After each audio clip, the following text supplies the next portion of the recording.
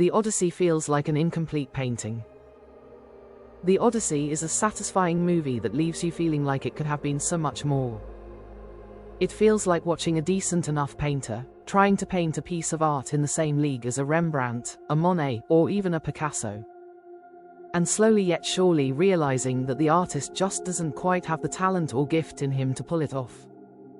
It's like looking at a piece of art, where if you zoom in, you can see the effort, skill, and even hints of genius in it.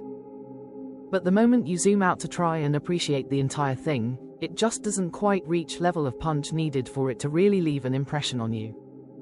This is the perfect description I have for how I felt after watching The Odyssey. I am not the biggest Nolan fan, and so maybe I am a little biased in this, sure. I quite disliked his previous Oppenheimer movie. I thought Tenet, Dunkirk, and Interstellar were all quite mid and just kinda okay. The only movies I genuinely liked from him were Inception, Memento, and The Dark Knight. It goes without saying that I was quite skeptical going into this movie. But let me also be very clear here and say, I liked this movie. It was satisfying. There were some moments that were really effective, and surprised me in ways I didn't expect. The Odyssey is a pretty engaging, exciting, and even somewhat thought-provoking piece of entertainment. But it was also really frustrating at times. Frustrating because there were a lot of scenes and moments in the film where I saw the potential, and Nolan just sort of botches it, or just does nothing with it. Let's go over some of these gripes, shall we? Oh, and spoiler alert, none of these complaints have anything to do with the culture war bullshit. What can I say about this issue that hasn't already been said to death? I'll try not to ramble too much on this because I think it's already been beaten to death, but yeah, dialogue man. Nolan has a really hard time writing characters that feel, not only real, but just, natural. His characters always feel like they are reading from a script. Like they are robots trying to act normal, and just failing miserably. They always talk very functionally, but as humans, we do more than just talk to read a list of bullet points. We sometimes talk for pleasure, for gossip, and some people talk for no fucking reason. Our conversations in real life have pauses, ambiguity, awkwardness, etc. etc. You get the point. This uncanny valley type of dialogue by the characters, ironically, allows them to sound natural when they over-explain the ideas, various plot points, and themes. The two are fundamentally related. But this is annoying, and a bad thing. I don't want the movie to start interpreting itself for me.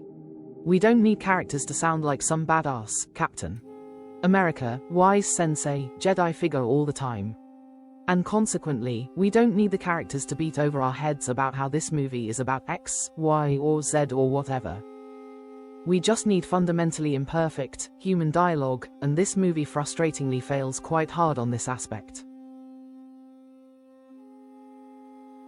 Part of the problem with the dialogue feeling so functional, cold, and detached is because Nolan has recently gotten into this really annoying habit of simply not letting scenes linger.